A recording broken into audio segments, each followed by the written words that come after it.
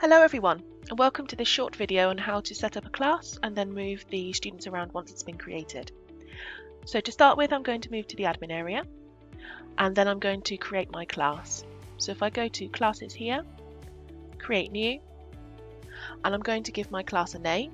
So for example, Year 7 Spanish. It is also good practice to put the year of the class at the end. It just makes it easier moving forward to the kind of future years and then moving students up or around. So then I click on next. So the only thing that we need to create a class is the student's name. So that could be surname, comma, first name, surname, etc. Now you could type these out by hand if you wanted to. However, you could bulk copy and paste from your own school management system, which is much easier. So then I go to next. So you'll see here that I've already got 2 Archie Bennetts in my school that have already got their logins. So if I know that this is a Year 7 class and they just happen to have the same name, I would like to make Archie Bennett a new student. That means that the 2 that are already existing will still have their login details. However, if I know that one of these students is the Archie Bennett, for example, going from Year 8 to Year 9, I would want to choose to add the existing student. That means that Archie keeps his login details. However, because this is a Year 7 class, I'm going to make all of my students new people, therefore new logins. So now I'm going to assign them a product, for example, Secondary Spanish. You can also assign them more than one language if you want to, depending on your subscription. And then we're going to assign them a teacher. And again, it could be one teacher, it could be a lot of different teachers. And then click on next. And you'll see that you're prompted here, do you want to download your student logins now?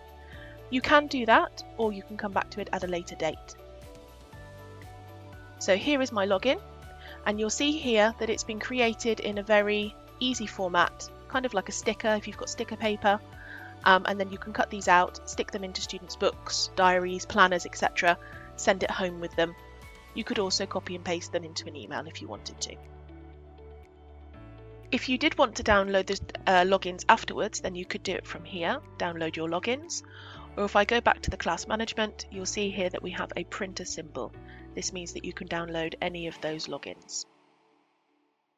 So I'm back in my classes now.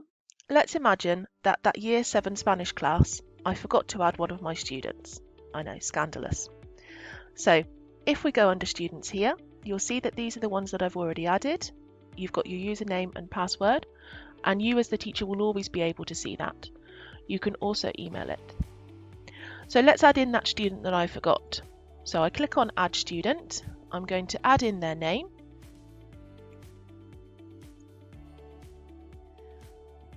And then I've got my class here that I want to assign them to, and then I click on Add. And it's as simple as that. You'll now see that Graham is here, he's got his username and his password. If I want to download the logins again, I can just click on Download Logins, and then give him that little sticker. So going back to my classes, of course, I could also move my students in a different way. So let's imagine that Year 7 class that I've already created, all of the students are staying the same moving into Year 8. Now to save myself a bit of time, I could just go into the settings on the right here and then modify name and then change it from Year 7 to Year 8. Let's imagine we're in the future.